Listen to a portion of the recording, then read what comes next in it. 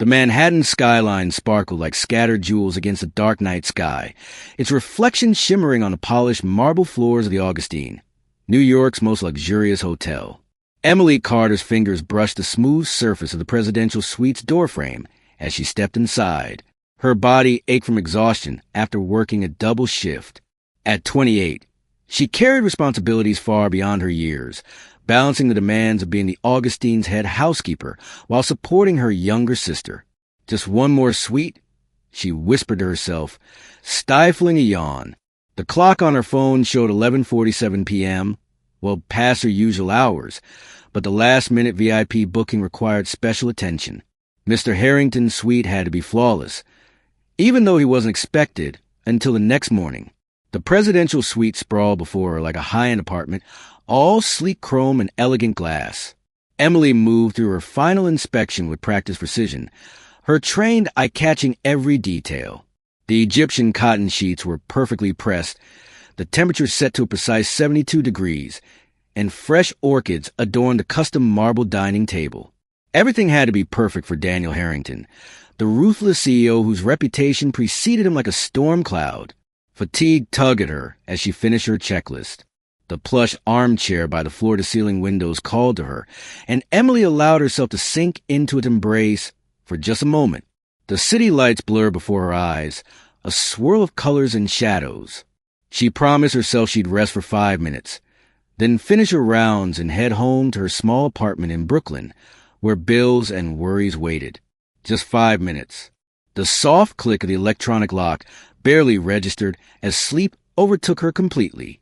Daniel Harrington stood in the doorway of his suite, his tall frame casting a long shadow across the imported Italian marble. His early arrival was typical of his meticulous nature. He preferred to be wherever he needed to be hours ahead of schedule, controlling every possible variable. But nothing in his carefully planned life had prepared him for the sight before him. A woman asleep in his suite. His first instinct was to call security and have her removed immediately. The Augustine's reputation for discretion and excellence was why he always stayed here during his New York visits. This breach of protocol was unprecedented, but something stopped him. Perhaps it was the way the city lights cast soft shadows across her face or how her hands rested neatly in her lap, even in sleep. Her hotel uniform was immaculate despite the late hour, her name tag catching the light. Emily Carter, head housekeeper. Daniel moved closer, his Italian leather shoes silent on the plush carpet.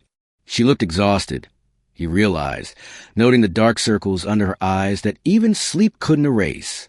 Her features were striking, not for their perfection but for their authenticity.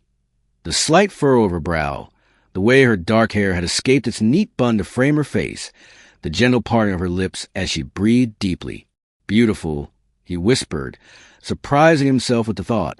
Daniel Harrington didn't do beautiful. He did efficient, profitable, controlled. Beautiful was dangerous. Beautiful was unpredictable. Beautiful was... Emily stirred slightly, and Daniel found himself holding his breath. A strand of hair fell across her face, and his fingers itched with the inexplicable urge to brush it away. Instead, he remained still, watching as she settled deeper into the chair. Her peaceful expression made his chest tighten with an unfamiliar emotion. He should wake her. It was a logical, proper thing to do. Instead, Daniel walked to the bedroom, retrieved the cashmere throw from the foot of the king-size bed, and draped it over her with a gentleness he didn't know he possessed. The man known for his cutthroat business tactics and icy demeanor stood guard over a sleeping housekeeper, watching the steady rise and fall of her chest beneath the soft blanket. Outside, the city continued its endless dance of lights and shadows. But inside the suite, time seemed to stand still. For the first time in his 36 years, Daniel Harrington felt something crack in the carefully constructed walls around his heart. It wasn't a dramatic shattering, just a hairline fracture. But like the first drop of water through a dam, it held the potential for change.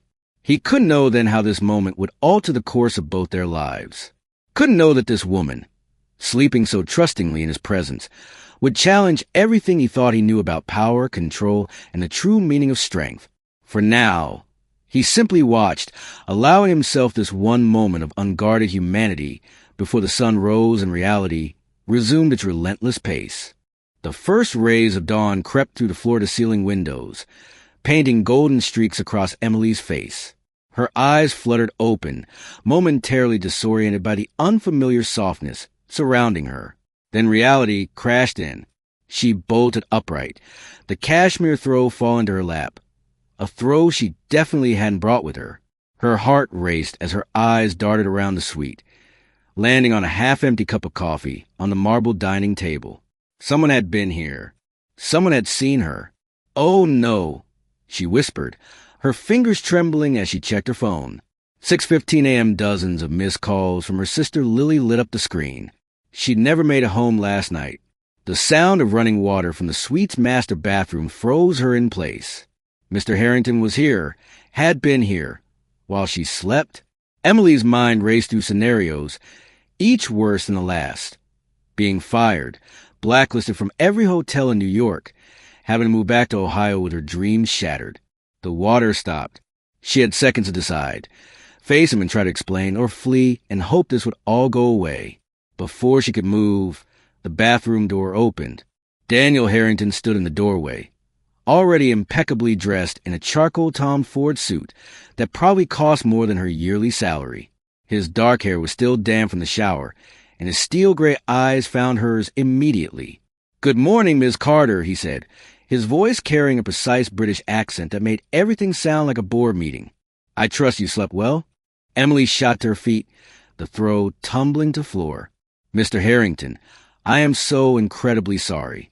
I was doing the final inspection last night, and I never—" Her words tangled together, her cheeks burning with embarrassment.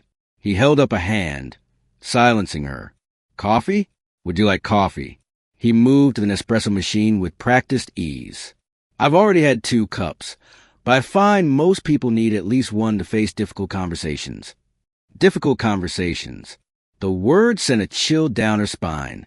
"Mr. Harrington, please, I know this is completely unprofessional. I've never done anything like this before. I understand if you want to report this to management, but 3 sugars, if I remember correctly?" Emily blinked. "How did you?" "I've observed you in the staff lounge," he said, pressing buttons on the machine. "You always add 3 sugars to your coffee. A rather alarming amount, if you ask me." The casual observation stunned her into silence. Daniel Harrington, the man whose reputation for ruthless efficiency made seasoned CEOs nervous, had noticed how she took her coffee. He handed her a steaming cup, and their fingers brushed. The contact sent an electric current through her body, and from the slight widening of his eyes, she knew he felt it too. "Sit," he said, gesturing to the dining table. It wasn't a request. Emily sank into one of the custom leather chairs, gripping the coffee cup like a lifeline. Daniel took the seat across from her, his presence filling the room like a gathering storm. "You have a brother," he stated, catching her off guard. "Nathan, 22, pre-med student at Columbia on scholarship, but struggling with living expenses. You've been his legal guardian since your parents' accident 8 years ago. How do you—" Fear crept into her voice. "Have you been investigating me?"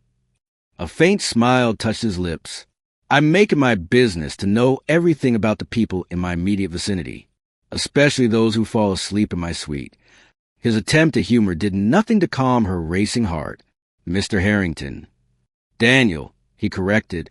"Mr. Harrington," she insisted, clinging to formality like armor. "I understand this is grounds for immediate termination, but this job, I need this job. Nathan's scholarship doesn't cover everything, and the medical bills from my parents' accident are still—" Her words hung in the air between them. Emily's coffee cup clattered against its saucer. "What?" Daniel's expression remained unreadable. "Your outstanding medical bills. They've been settled. You'll find the collection agencies have been notified." The room seemed to tilt on its axis. "You can't. That's not. Why would you do that?" "Consider compensation." "Compensation?"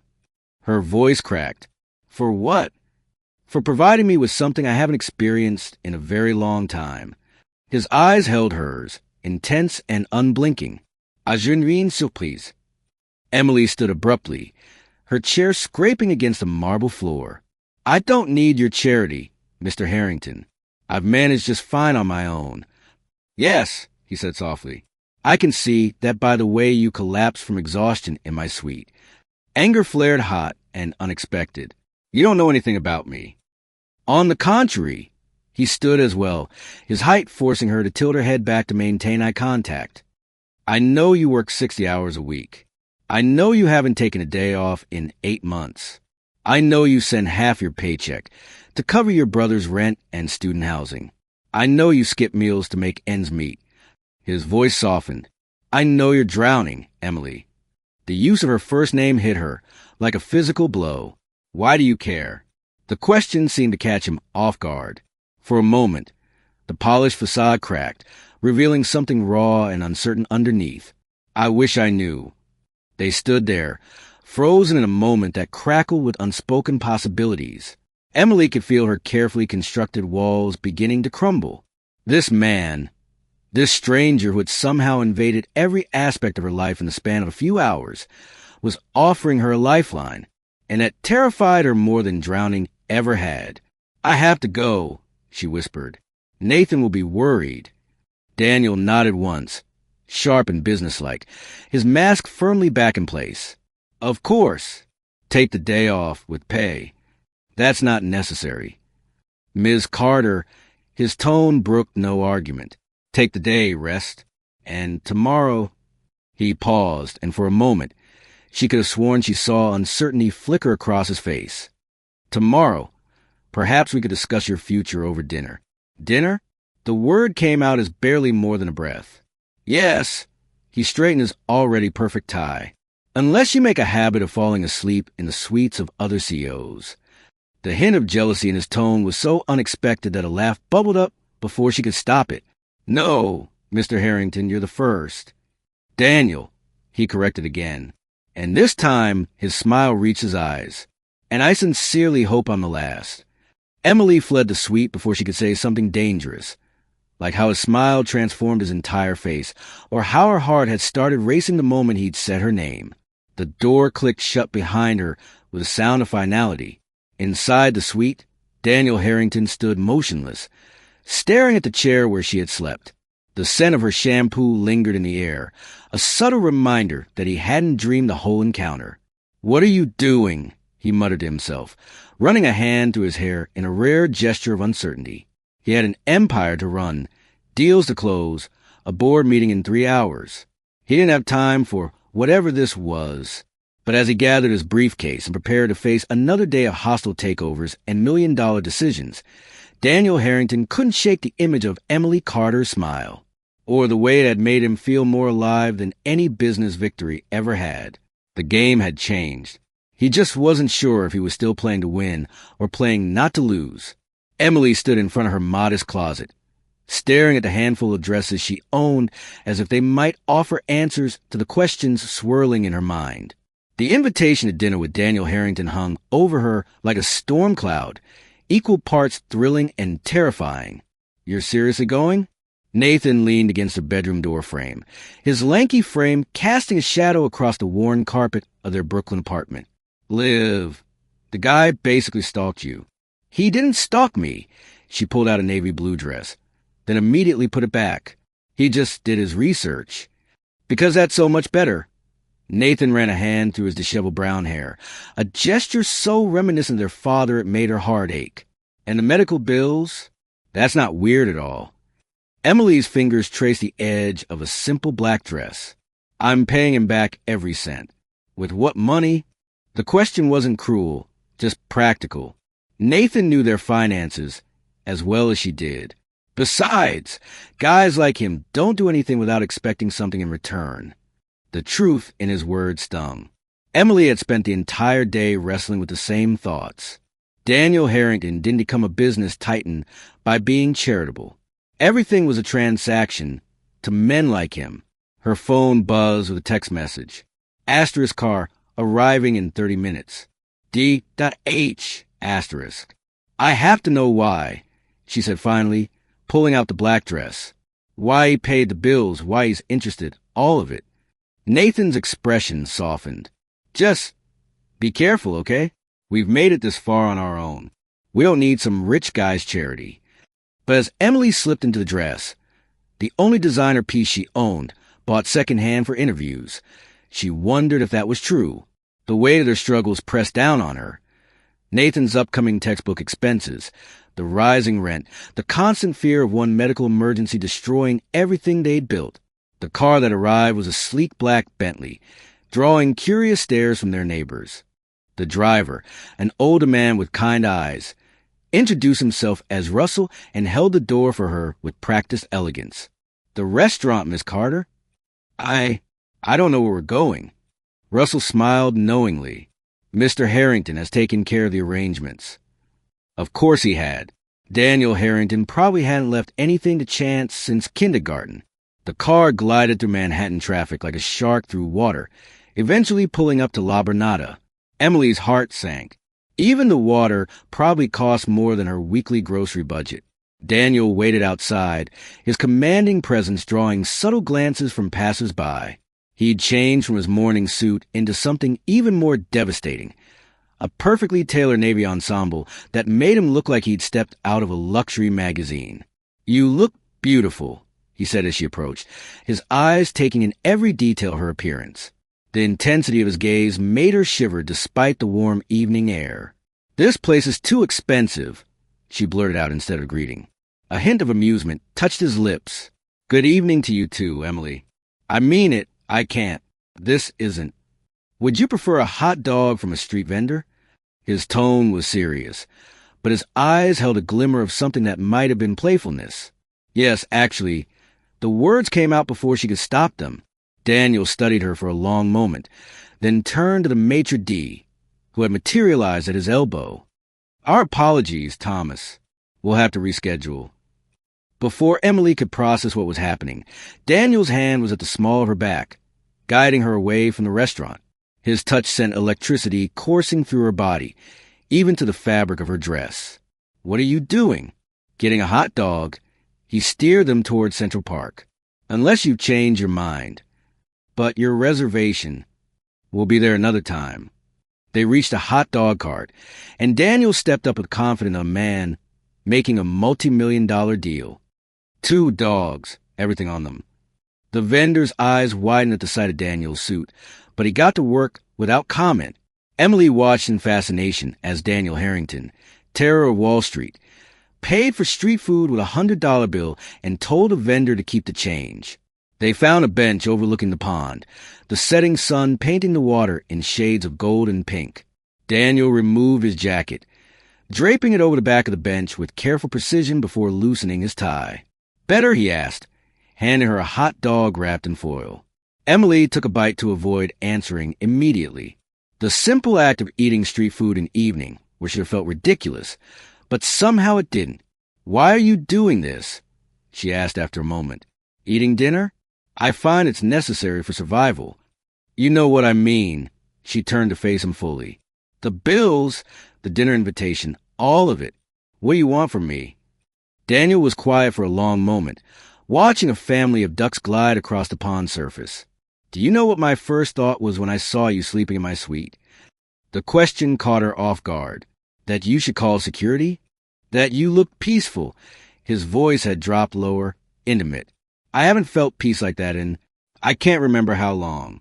You weren't trying to impress anyone. You weren't calculating your next move. You were just being. Most people would call that trespassing." A genuine laugh escaped him, the sound rich and surprising. "Yes, well, I've never been accused of being most people." He turned to look at her, all traces of humor gone. "You terrify me, Emily Carter." She almost choked on her hot dog. "I what?" "You terrify me because you make me want things I've spent my entire life avoiding. Spontaneity, authenticity, connection." Each word seemed to cost him something. "I look at you, and I see someone who has every reason to be bitter, to be hardened by life's cruelties.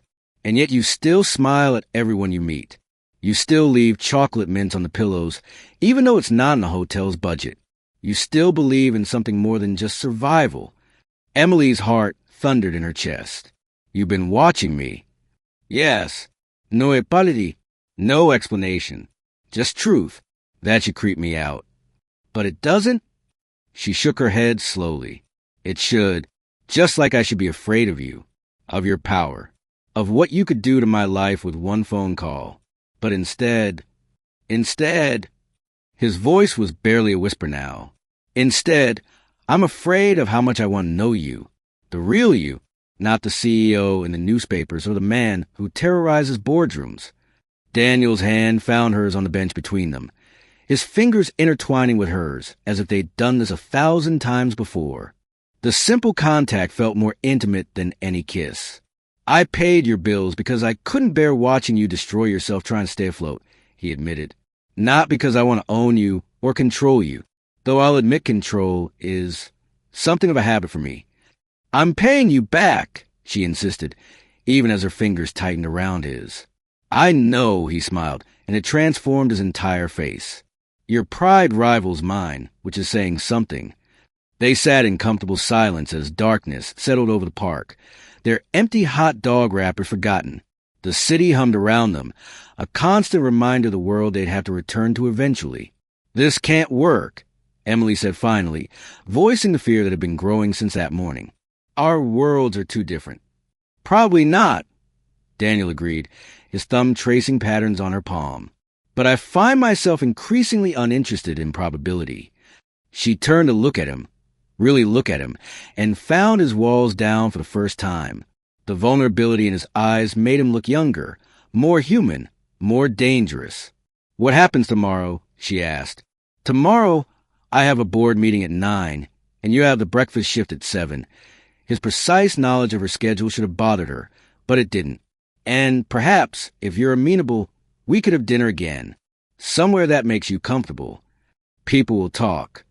People always talk. It's one of their less endearing habits. A laugh bubbled up from somewhere deep inside her, genuine and unguarded. Daniel watched her with an expression of wonder, as if he'd just witnessed something rare and precious. One dinner at a time, she offered. One dinner at a time, he agreed, bringing their joined hands to his lips and pressing a kiss to her knuckles that felt like a promise and a warning all at once. As they walked back to the waiting car, Emily knew she was stepping into dangerous waters. But for the first time in years, danger felt a lot like hope. The whisper started 3 weeks after their first dinner in Central Park. At first, they were just ripples in the Augustine's carefully maintained atmosphere. Sideways glances from other housekeepers. Conversations that stopped when Emily entered the break room. Subtle changes in the way some guests looked at her during her rounds. Did you hear? The words followed her like shadows through the service corridors. Harrington hasn't checked out in 3 weeks. Longest he's ever stayed. Emily kept her head high and her expression neutral, just as Daniel had advised. Let them talk, he'd said over their 4th dinner. This time at a tiny Italian restaurant in Brooklyn that made her feel safe enough to laugh freely. People fear what they don't understand. But understanding was becoming increasingly complicated, even for her. Daniel's presence in the hotel had shifted from something extraordinary to an almost daily constant. He found reasons to extend his stay, invented business meetings that required his presence in New York, crafted elaborate explanations for why the presidential suite needed to remain his for another week. And every day, he found ways to see her. Sometimes it was just a brief moment in a corridor, his fingers brushing against hers as they passed. Other times it was lunch ordered to his suite, where they'd talk about everything and nothing, her sister's struggles with organic chemistry, his latest corporate acquisition, the book she was reading between shifts. Today, though, something was different. Emily felt at the moment she stepped into the hotel's marble lobby. Regina Chun, the hotel manager, stood by the front desk with an expression that made Emily's stomach twist. Ms. Carter, my office, please. The walk to Regina's office felt like a march to execution. Emily's mind raced through possibilities, each worse than the last. Had someone seen them together? Had Daniel's board found out? Had she somehow compromised the hotel's reputation? Regina closed the door behind them with a soft click that seemed to echo in the silence. Sit down, Emily. She sank into one of the leather chairs, her hands clasped tightly in her lap to hide their trembling. The New York Post called this morning. Regina's voice was carefully neutral. They're running a story about Daniel Harrington's extended stay at the Augustine. Apparently, someone leaked information about his particular interest in certain staff members. Emily's throat went dry. Ms. Chun, I don't need explanations. What you do in your personal time is your business. Regina held up a hand. But this hotel's reputation is mine. She slid a tabloid across the desk. They're running this tomorrow. The headline made Emily's blood run cold. Asterisk Harrington Secret Fair. CEO's mystery woman revealed. Asterisk a photo beneath it was grainy but unmistakable.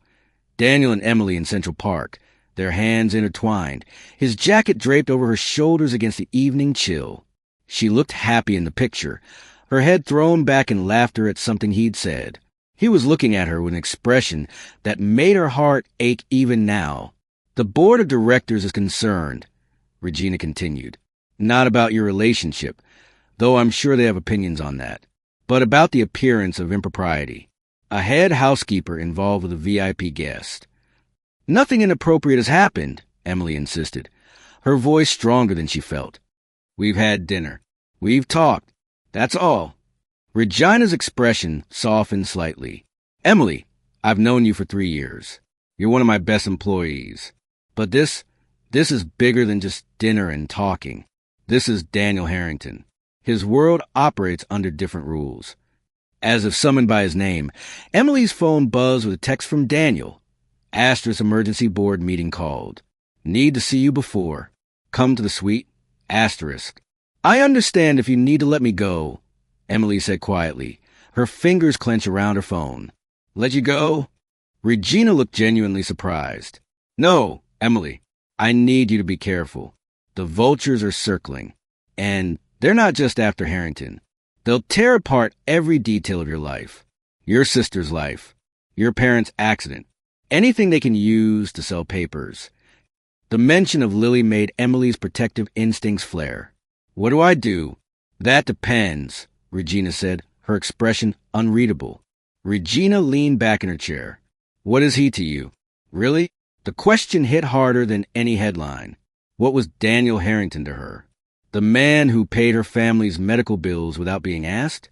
The CEO who ate hot dogs in $1,000 suits just to make her comfortable? The lonely soul who looked at her like she held answers to questions he'd never dared to ask? Emily struggled to find words that wouldn't sound naive or foolish. He's someone I'm not ready to lose. Regina nodded slowly. Then my advice is simple. Decide if he's worth the storm that's coming. Because it is coming, Emily, and it's going to hit hard. The elevator ride to the presidential suite felt longer than usual. Emily's mind raced with Regina's warnings, the tabloid headline, and all the implications she'd been trying to ignore for weeks. Daniel opened the door before she could knock, pulling her inside with an urgency that surprised her. His usually perfect appearance was slightly disheveled, tie loosened, hair mussed as if he'd been running his hands through it. They're trying to force me out, he said without preamble, pacing the length of the suite. The board, they're using us as leverage, claiming my personal indiscretions show poor judgment, that I'm no longer fit to lead the company. Emily's heart sank. Because of me? No. He stopped pacing, turned to face her with fierce intensity. Because they've been looking for an excuse for months. I've been blocking their attempts to strip the company for parts, to lay off thousands of workers for a short-term profit. They see this as an opportunity, nothing more. But I am the opportunity they're using. She held up her phone, showing him the text from Regina about the article. This is going to hurt you. Daniel's expression softened as he read the message. He crossed the room in 3 long strides, taking her face in his hands with a gentleness that made her want to cry. Listen to me very carefully, Emily Carter, he said, his voice low and intense. I have spent my entire life building walls, calculating risks, controlling every variable. And then you fell asleep in my suite and woke something in me I thought had died years ago. Daniel. No, let me finish. His thumbs brushed her cheekbone softly. They can take the company. They can take my reputation. They can write whatever stories they want. But I will not let them take this. Take you. From me. Not unless... He stepped back slightly, dropping his hands to his sides. Not unless that's what you want. Emily stared at him, this powerful man suddenly looking so uncertain, and felt something settle in her chest, a certainty she hadn't expected to find. "Regina asked me what you are to me," she said quietly. "Do you want to know what I realized?" He nodded, not trusting himself to speak. "You're the first person since my parents died who's made me feel like I don't have to be strong all the time." Her voice cracked slightly. "And that terrifies me more than any newspaper headline." Daniel pulled her into his arms, and she went willingly, pressing her face against his chest where she could hear his heart racing. They stood like that for a long moment, letting the city noise fade away outside the windows. "We could end this," he murmured into her hair. "Before the story breaks, I could release a statement. Deny everything.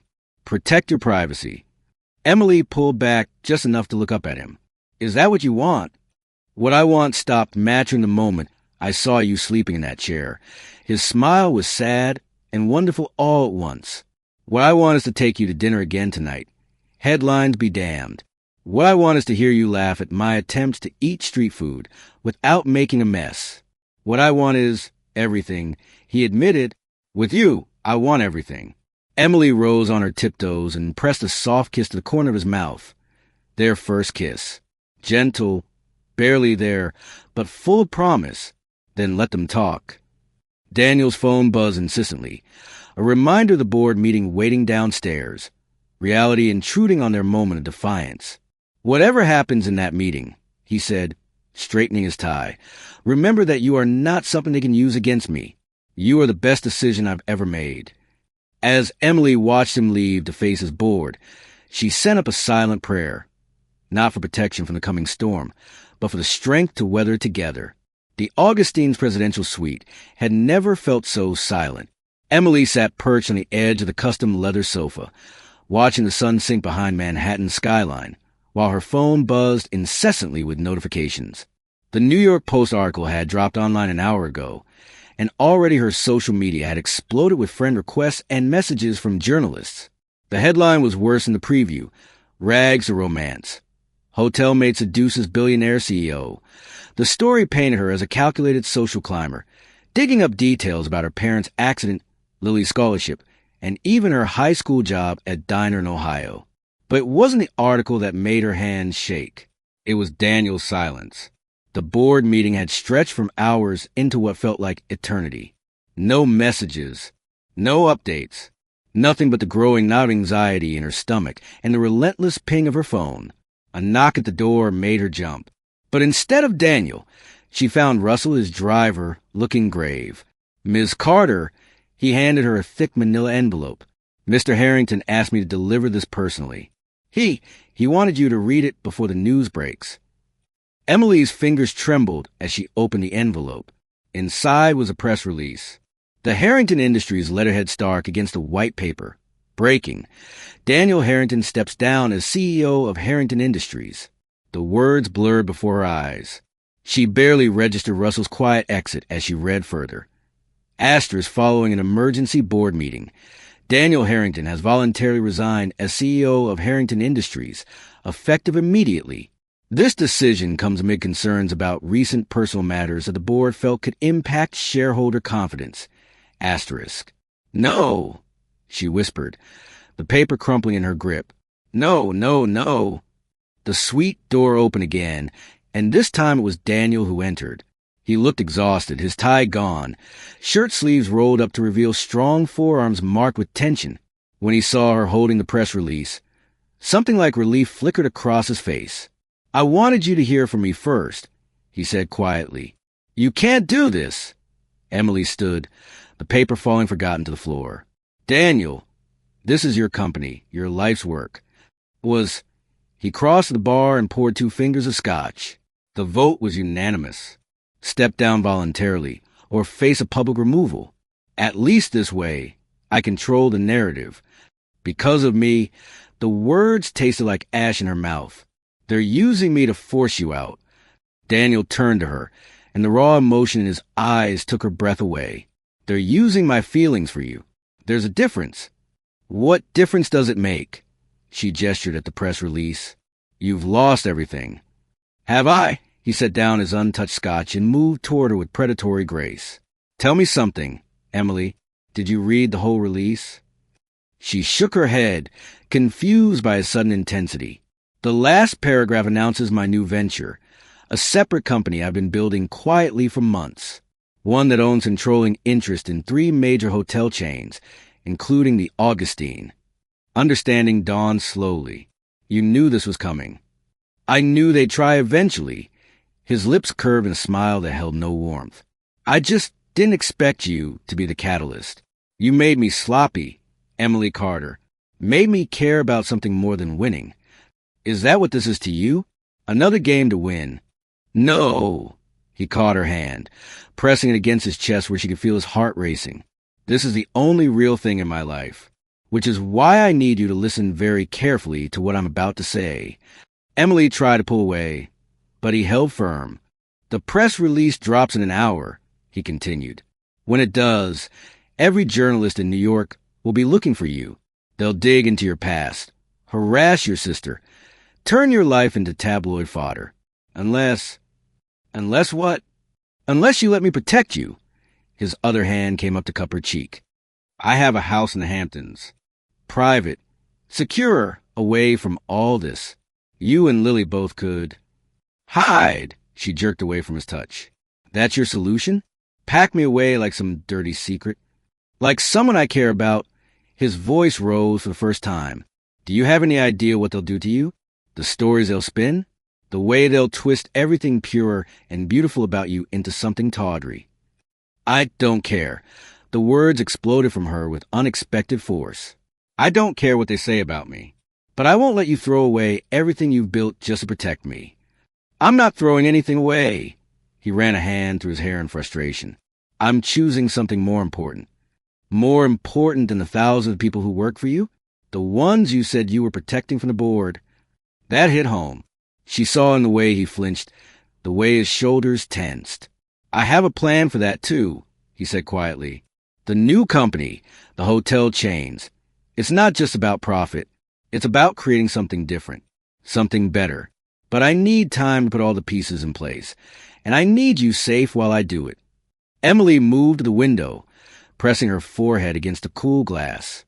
Below, she could see reporters already gathering at the hotel entrance, hungry for a story.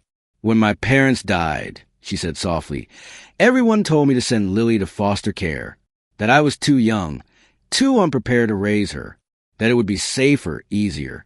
She turned back to Daniel. But sometimes the safe choice is the wrong choice. This is different. Is it? She stepped closer to him, close enough to see the flecks of gold in his gray eyes. You taught me not to run from who I am, not to let other people's expectations define me. Was that all just words? Daniel's expression cracked, revealing the vulnerability beneath his controlled exterior. I can't bear the thought of them hurting you. Then don't let them. Emily took his face in her hands. The role of protector suddenly reversed.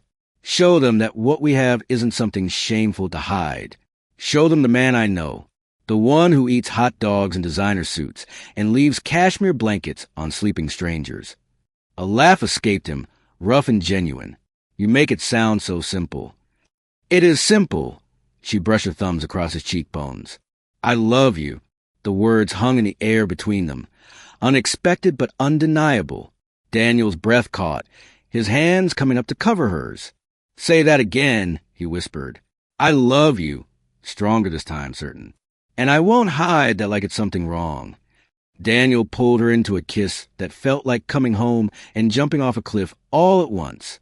When they finally broke apart, he rested his forehead against hers. I love you, too, he breathed. God help me. I love you more than any empire. Then let's build a new one, she smiled against his lips. Together, in the open. His phone buzzed. The press release would go live in 10 minutes.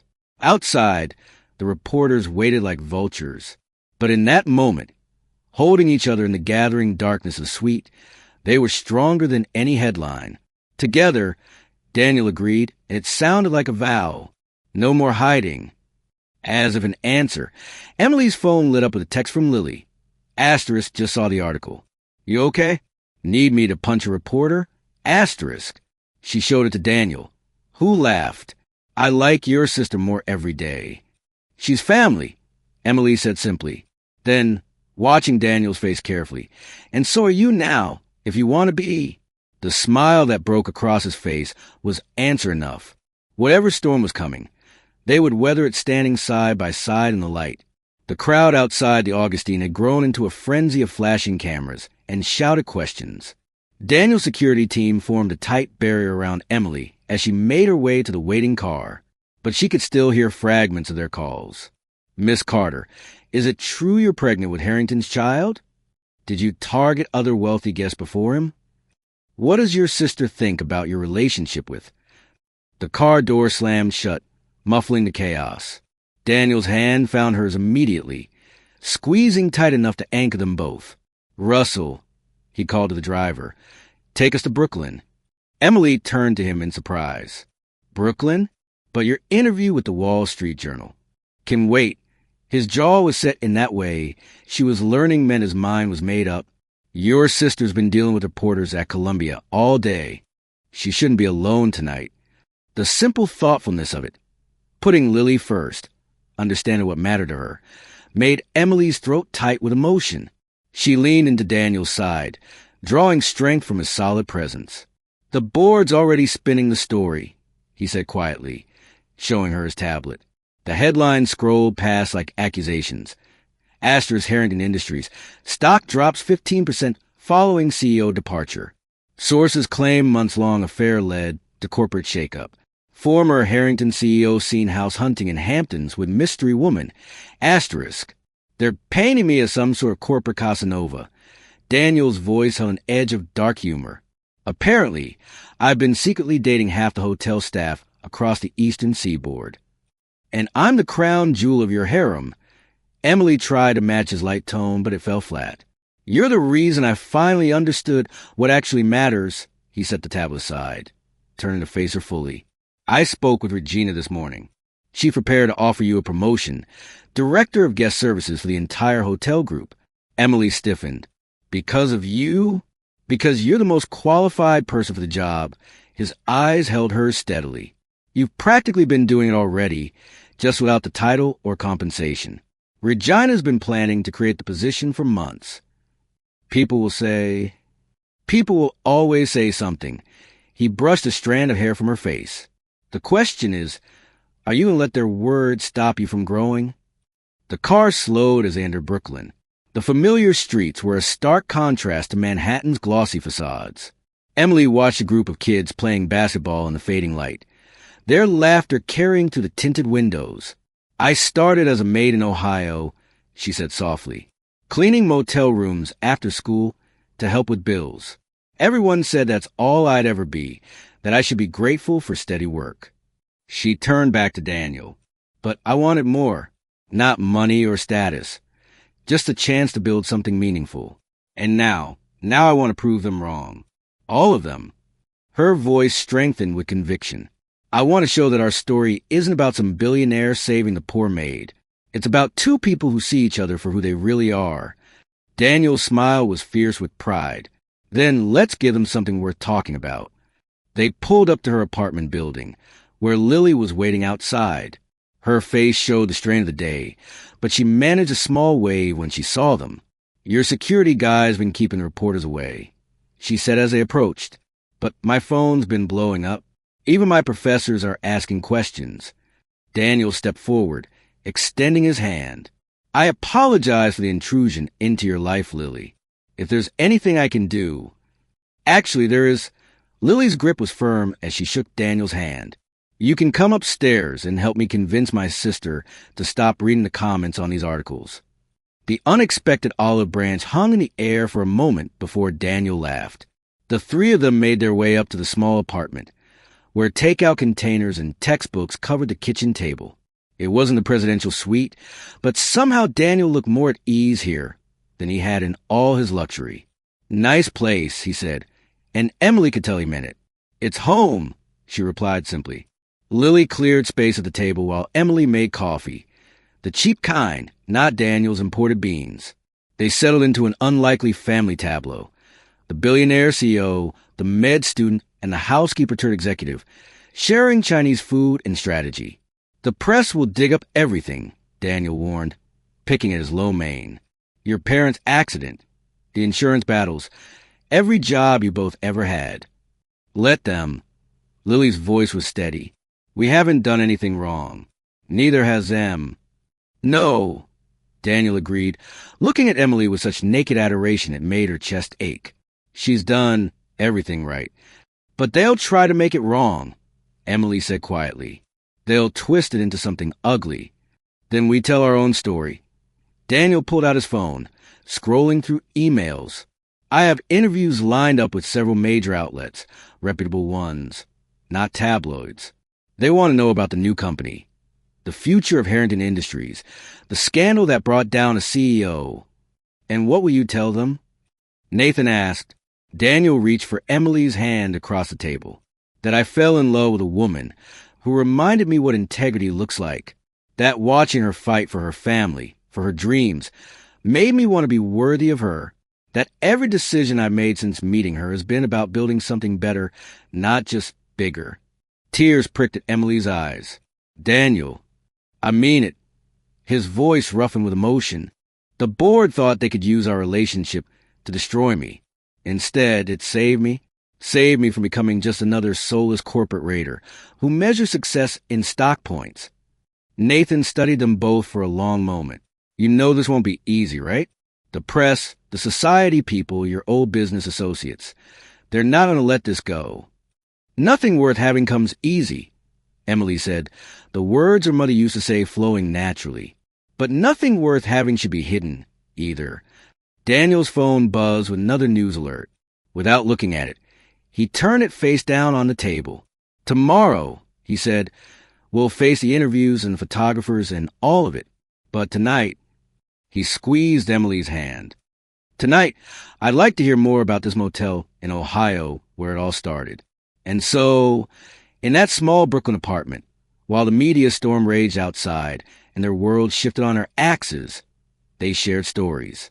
Daniel listened with genuine interest as Emily and Lily talked about their parents, about struggling through college, about small victories and crushing setbacks. In turn, he opened up about his own past, the mother who left, the father who never learned to show love except through achievement, the loneliness of success. Somewhere between midnight and dawn, as Lily dozed on a couch in the city hum below, Emily realized something profound. They weren't just weathering a storm together. They were building a shelter, a family, something stronger than headlines or social expectations or corporate power plays. What are you thinking? Daniel murmured, noticing her contemplative expression. That sometimes the biggest risks bring the greatest rewards. He pulled her closer, pressing a kiss to her temple. Worth it. Emily looked around her humble apartment, at her sleeping sister, at this powerful man who chose love over empire, and smiled. Worth everything. The Wall Street Journal interview was going perfectly until they asked about Cassandra Harrington.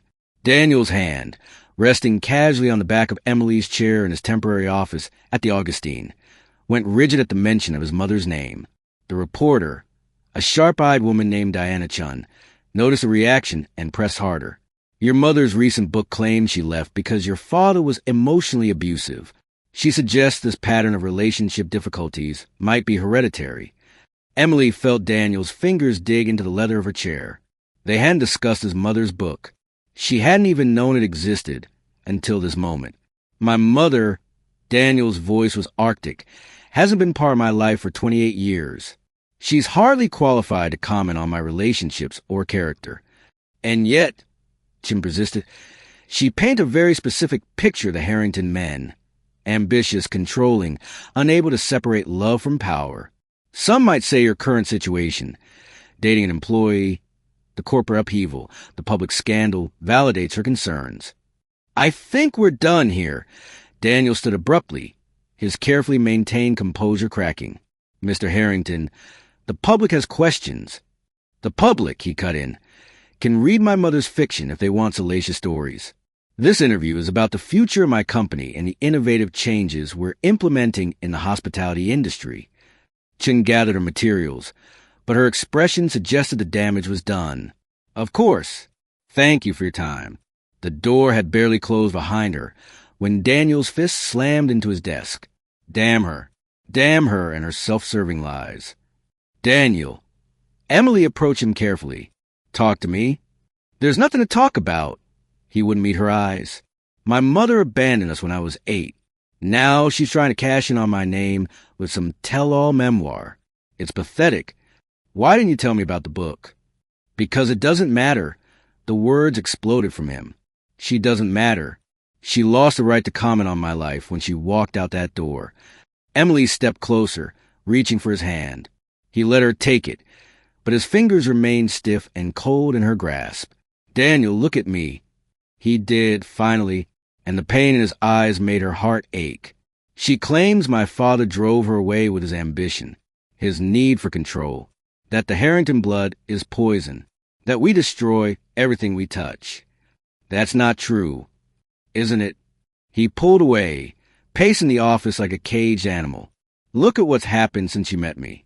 Your privacy invaded, your career questioned, your family harassed. Maybe she's right. Maybe I am just like him. Emily's voice cracked like a whip. You don't get to use your mother's words to push me away. Daniel froze mid-stride, surprise breaking through his anger. You're not your father, she continued, moving to stand in front of him. And you're not the villain in your mother's book. You're the man who left his empire to protect his employees, who eats takeout in Brooklyn, and helps my sister with her med school applications, who looks at me like I'm something precious instead of something to possess. Emily, no, you need to hear this. She took his face in her hands, forcing him to maintain eye contact. I lost my parents too soon, but at least I never doubted they loved me. You lost your mother twice, once when she left, and now again with these lies. You have every right to be angry, but you don't get to let her words destroy what we're building. Something broke in his expression. The board meeting tomorrow, they're using her book, claiming I'm emotionally unstable, that my judgment is compromised by our relationship. They're trying to force a complete sale of my remaining shares. Then we fight them. Emily's voice was steel. Together, you don't understand. If they succeed, I lose everything.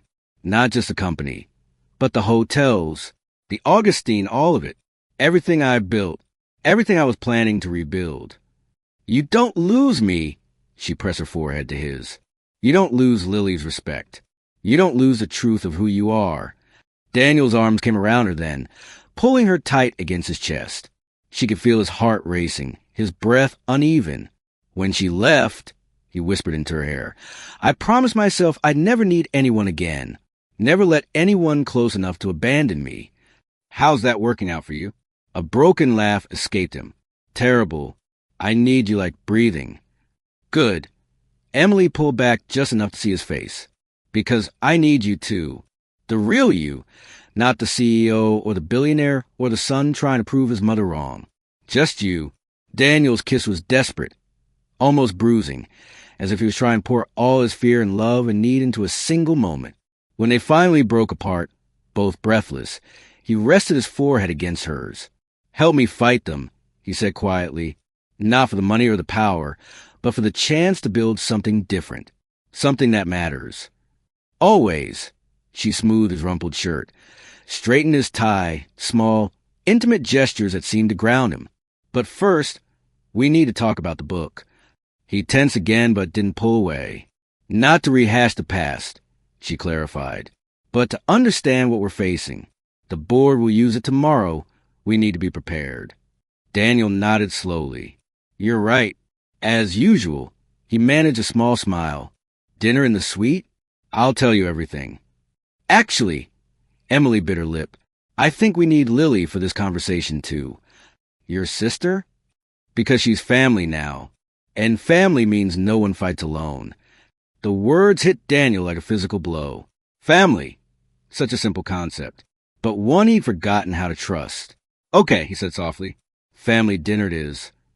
As they left the office, Daniel's phone buzzed with a news alert. Another article about Cassandra Harrington's book. Another round of speculation about the troubled Harrington legacy. But for the first time since the story broke, Daniel didn't feel the weight of it crushing him.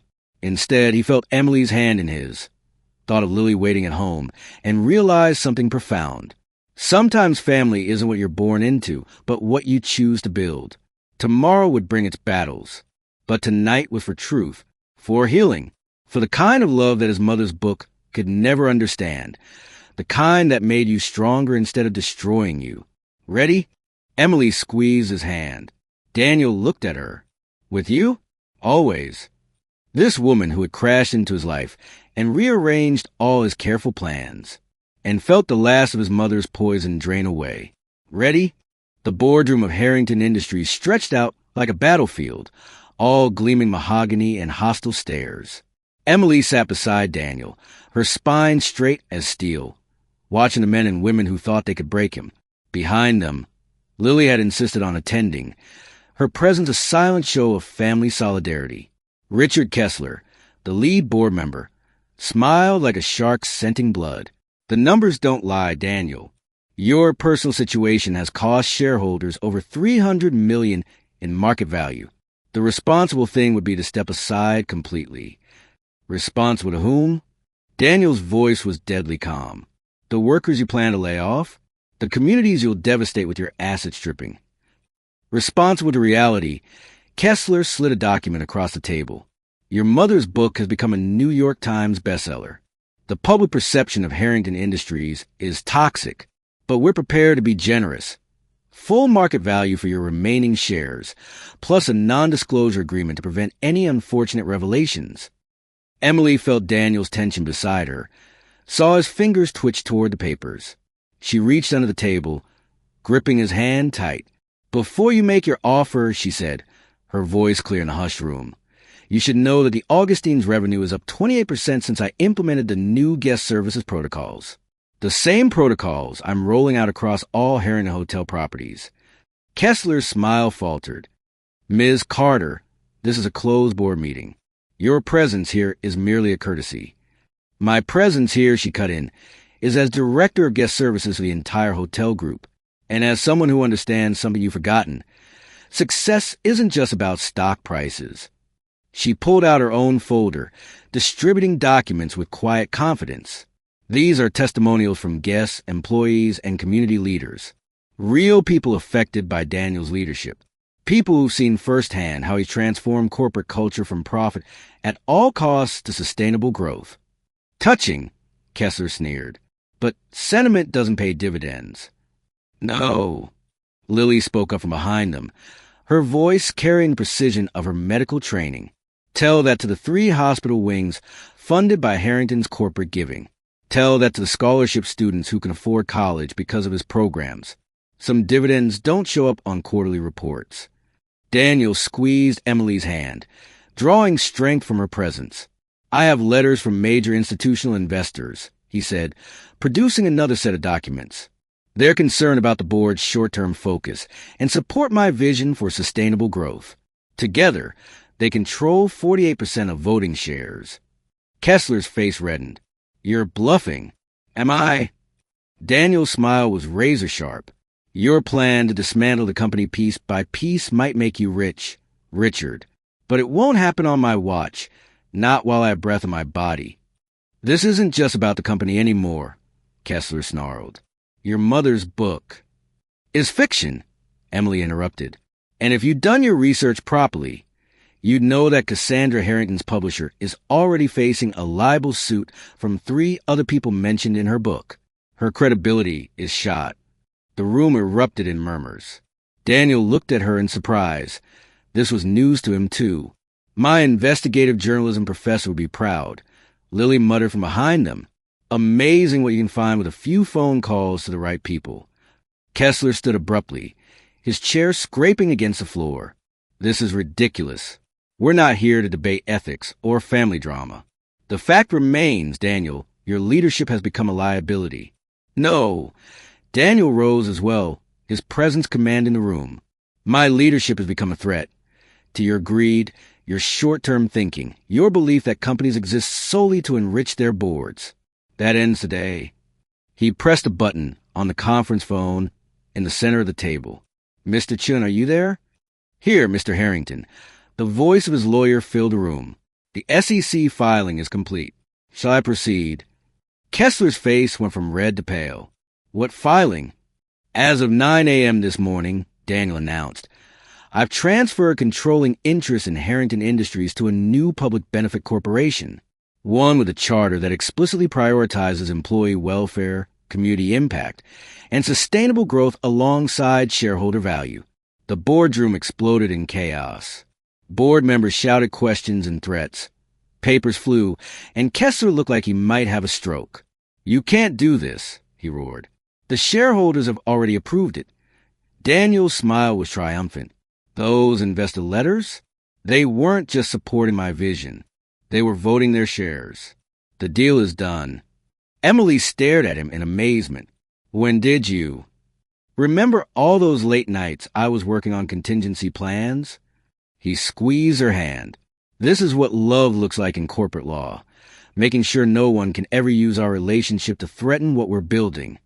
Lily let out a low whistle. Remind me never to play chess with you. Mr. Harrington? His lawyer's voice came through the speaker again.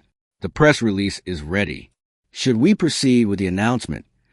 Daniel looked at Emily, a question in his eyes. This was more than a business decision. It was a declaration to the world about who they were and what they stood for. She nodded, feeling tears prick at her eyes.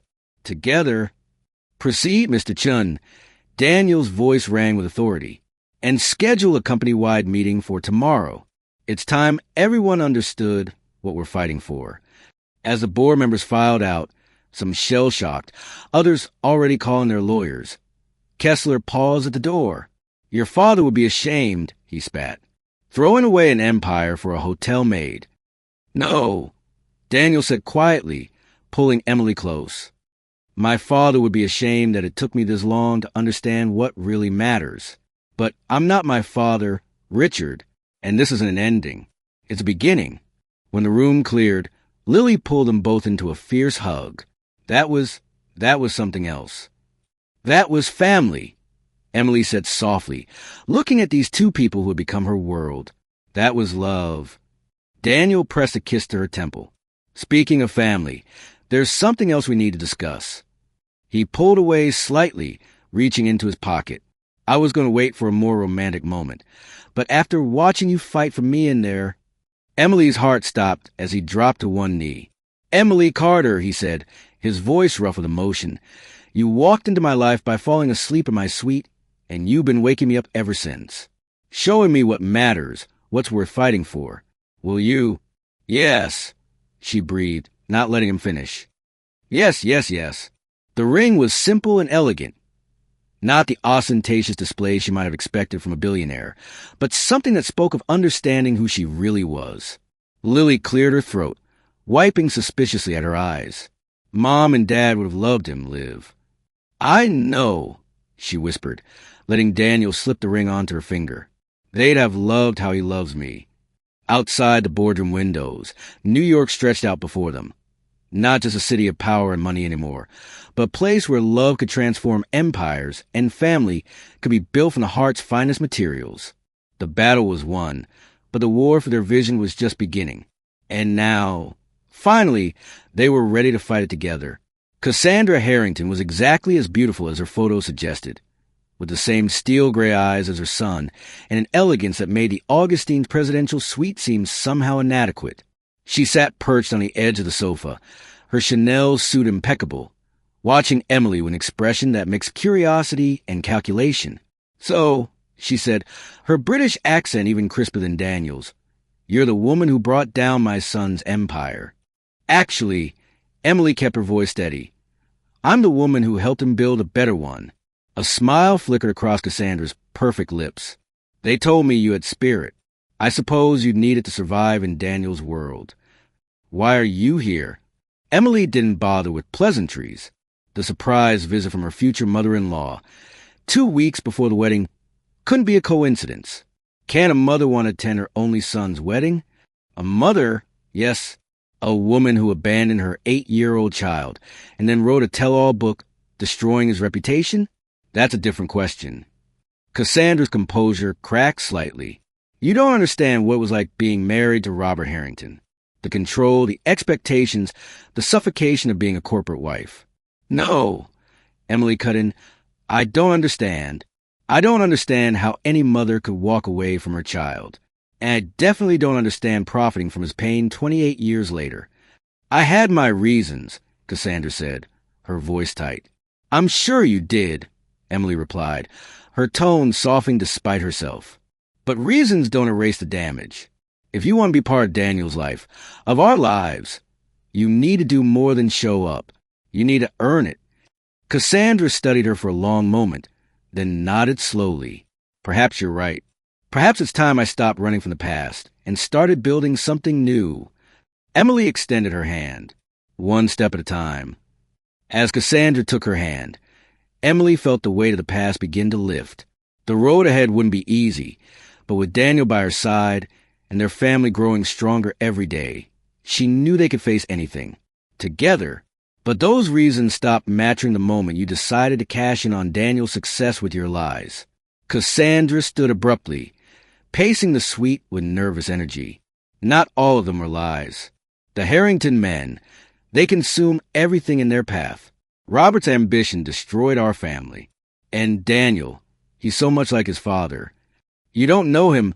Emily's voice was steel. You don't know how he fought his own board to protect employees' jobs. How he reads to kids at the children's hospital every month. How he helped my sister navigate med school applications because he saw how much Lily missed having a father figure. Pretty stories, Cassandra dismissed, but the truth is in the blood. The need for control, for power. The truth. Emily stood, anger finally breaking through her calm. The truth is that Daniel transforms everything he touches, not by controlling it, but by caring about it. He turned a soulless corporation into a force for good. He made a luxury hotel chain focus on employee welfare and community impact. He took a broken family, my sister and me, and showed us what unconditional love looks like. Love. Cassandra scoffed. Harrington men don't know how to love. They only know how to possess. Then you never really knew your son. Emily moved to the window, looking out at the city Daniel had taught her to see differently. Because he loves with everything he has. He loves so completely it terrifies him sometimes. But he does it anyway because that's who he is. Not who you and his father made him, but who he chose to become. The door opened, and Daniel stepped in, freezing at the sight of his mother. His face went blank, a mask Emily hadn't seen in months, sliding into place. Mother, his voice was arctic. What an unwelcome surprise. Daniel. Cassandra stepped toward him, but he moved away, circling to stand beside Emily. I came to talk about the wedding, about making things right. Making things right? A harsh laugh escaped him. Was that before or after your book tour? The book. It wasn't meant to hurt you. It was about my journey, my healing. Your healing? The words exploded from him. What about my healing? What about the 8-year-old boy who woke up one morning to find his mother gone? Who spent years thinking it was his fault? That if he'd been better, smarter, more worthy, you might have stayed. Emily took his hand, feeling the tremors running through him. He gripped back like she was a lifeline. I was suffocating, Cassandra whispered. Your father... My father was far from perfect. Daniel cut in, but he stayed. He might have been cold and demanding, but he never abandoned me. And now you want to come back? Now that I'm successful, engaged, finally building something real, I want to be part of your life again. Why? Daniel's voice cracked. Because it's good publicity? Because your book sales might spike if you attend Society Wedding of the Year. Cassandra flinched. That's not fair. Fair. Emily felt Daniel's grip tighten. Fair would have been having a mother at my graduations. Fair would have been someone to talk to when I was terrified of becoming my father. Fair would have been knowing that someone loved me for me, not for what I could achieve. I did love you, Cassandra protested. I do love you. No. Daniel's voice was suddenly calm, almost gentle. You love the idea of me. The successful son, the reformed corporate raider, the perfect final chapter for your redemption story. But you don't know me at all. He turned to Emily, his expression softening. This woman knows me. She saw past every wall I built, every defense mechanism, every bit of Harrington armor. She loves me not in spite of my flaws, but because they're part of who I am. That's real love, Mother. That's family. Tears spilled down Cassandra's perfect cheeks. Please, Daniel, give me a chance. I did. He reached into his suit jacket, pulling out a folded paper. 20 years ago, when I found you in London, I was 16, trying to understand why my mother left. You said you weren't ready, that you needed more time, so I gave you time.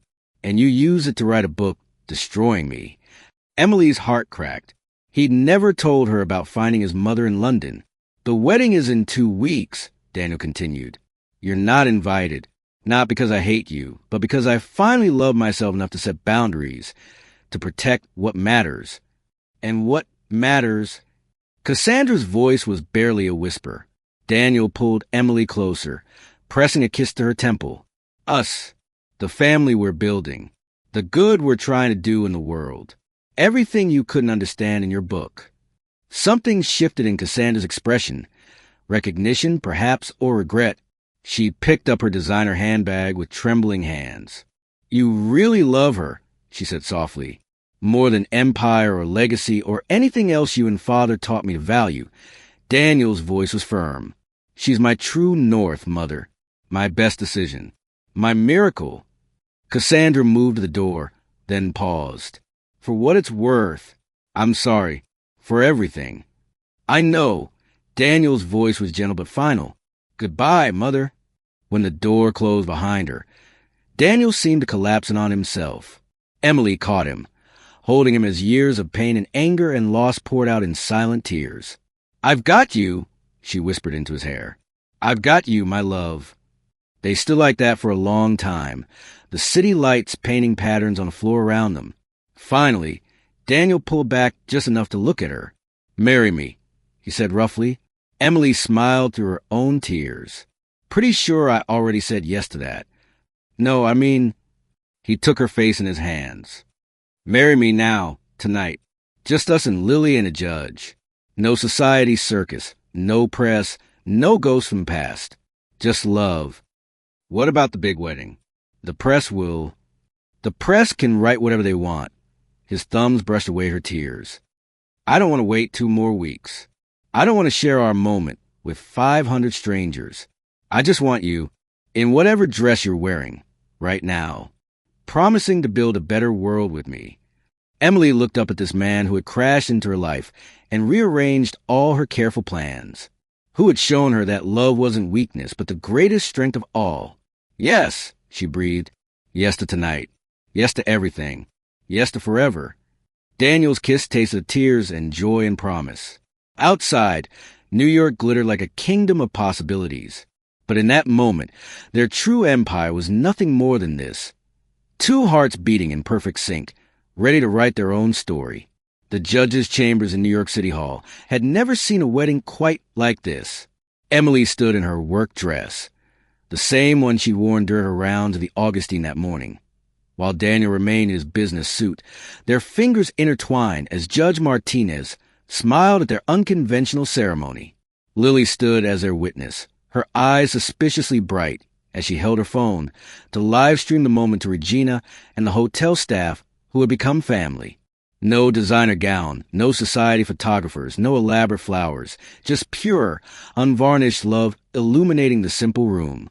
Marriage, Judge Martinez began, her voice warm with decades of wisdom, is not just a union of 2 people, but a fusion of 2 stories. Today, we witness not just vows, but the beginning of a new chapter. Emily looked up at Daniel, seeing in his eyes the same wonder she glimpsed that first night when he found her sleeping in his suite. He'd changed since then, they both had, but that wonder remained constant. The rings, the judge prompted. Lily stepped forward, producing 2 simple platinum bands. They'd stopped at a jeweler on their way to City Hall, choosing rings that spoke of permanence rather than flash. Daniel. Judge Martinez nodded. Your vows. He took the smaller ring, his hand steady as he held Emily's left hand. I, Daniel Harrington, Spent my entire life building walls and empires, thinking power meant never needing anyone. Then you fell asleep in my suite and woke something in me I thought had died long ago. The ability to trust, to hope, to love without fear. His voice roughened with emotion. I vow to love you not as a possession or a prize, but as my equal, my partner, my miracle. I vow to build not just hotels or companies, but a life worthy of the faith you've placed in me. I vow to be the man you see when you look at me, not the CEO or the billionaire, but simply yours. Tears spilled down Emily's cheeks as he slipped the ring onto her finger. Emily, the judge prompted gently. Her hands trembled as she took the second ring. Emily Carter, grew up believing that love meant sacrifice, giving up pieces of yourself to protect others. You taught me that real love multiplies instead of divides, that it makes you more yourself, not less. She slid the ring onto his finger, feeling the weight of the moment. I vow to stand beside you in all battles, whether they're in boardrooms or our hearts. I vow to remind you every day that you are worthy of love, that your heart is your greatest strength. I vow to build our empire of kindness together, starting with this moment, this promise, this love. By the power vested in me by the state of New York, Judge Martinez's voice carried both authority and joy. I now pronounce you husband and wife. You may. Daniel was already kissing Emily, pouring years of loneliness and months of healing into a single perfect moment. Lily's whoop of joy echoed off the chamber walls, joined by cheers from the phone where the hotel staff watched. Mrs. Harrington, Daniel murmured against her lips. Ms. Carter Harrington, she corrected with a smile. I'm keeping both names, remember? How could I forget? His eyes danced with happiness. You never let me forget anything important. Lily pulled them both into a fierce hug. Mom and Dad would be so proud. Of both of you. The words hit Emily hard, making her clutch both Daniel and Lily tighter. This was family, not perfect, not traditional, but real and strong and chosen. Outside City Hall, the late afternoon sun painted Manhattan in shades of gold. A small crowd of reporters had somehow gotten wind of their plans, cameras flashing as they emerged. Mr. Harrington, was this a rushed wedding because of the company crisis? Ms. Carter, did you sign a prenup? What about the society wedding that was planned? Daniel raised their joined hands, wedding rings catching the light. The only statement we're making today is about love. Real love that transforms instead of consumes, that builds instead of destroys. The kind of love worth more than any empire. Emily squeezed his hand. And about family, she added, the kind you choose, that chooses you back every day. They pushed through the press to where Russell waited with the car, but instead of the usual Bentley, he stood beside a yellow taxi. Your chariot awaits, he said with a grin. Daniel laughed, full and free and nothing like the controlled CEO who had first found Emily sleeping in his suite. Perfect. Where to? The taxi driver asked as they piled in, Lily included. Emily and Daniel exchanged looks. The Augustine, they said in unison, because where else would they celebrate but the place where their story began? The hotel staff had been preparing since Lily's text announcing their plans. Regina had closed a rooftop bar for a private celebration. Just family, the kind made by love rather than blood. As they drove through the city streets, Emily rested her head on Daniel's shoulder, their rings glinting together. Happy? He murmured into her hair. Beyond words, she looked up at him. Are you ready for what comes next? The press will be brutal tomorrow. Let them. His voice held nothing but certainty. We face down corporate raiders, family demons, and social prejudices. We can handle a few headlines. Together, Lily added from the front seat, turned to grin at them. The taxi rounded the corner, and the Augustine came into view. The entire staff had gathered outside, creating an honor guard leading to the entrance. Regina stood at the front, beaming with pride. Look, Daniel said softly, pointing up, on the building's facade. Someone had arranged the lights in guest rooms to spell out love wins across 20 stories. Emily's breath caught. How did they? I might have helped coordinate while you were getting the rings, Lily admitted. The guests were surprisingly enthusiastic about participating in a love story. As they stepped out of the taxi, the staff erupted in cheers. These weren't just employees celebrating their boss's wedding. They were families celebrating love's victory over cynicism, hope's triumph over fear. Daniel pulled Emily close as they walked to the corridor celebration, rose petals falling like blessings. "Thank you," he whispered. "For what?" "For falling asleep in my suite, for seeing past my walls, for teaching me that real power isn't about control. It's about having the courage to let love transform you." Emily kissed him right there in the hotel entrance, not caring about the cameras or crowds or tomorrow's headlines. Because some things were bigger than social expectations or corporate politics or family. Some things, like love, could transform empires into families and lonely hearts into homes. As they rode the elevator to the rooftop celebration, Emily looked at their reflection in the mirrored walls. She in her simple dress, Daniel in his business suit, Lily grinning beside them. Not a traditional family portrait, perhaps, but perfect in its own way. "Ready?" Daniel asked as the elevator reached the top floor. Emily smiled, thinking of all the horizons yet to explore, all the love yet to share, all the good yet to do. "Ready," she said, squeezing his hand. "For everything." The doors opened to their future, bright with possibility and rich with love's finest promise. That sometimes the greatest empires are built not of steel and glass, but hearts brave enough to choose each other every single day. Have you ever had a moment where exhaustion, or what seemed like bad luck, actually led you to something life-changing? Like Emily falling asleep in Daniel's suite? Sometimes our most vulnerable moments can become our greatest blessings. Share your story of when a mistake turned into a miracle. Leave your opinion in the comments. Thank you for watching. If you enjoyed the story, please subscribe to our channel and leave a comment below, letting us know what you thought. Your feedback and support mean a lot to us. Stay tuned for more exciting stories.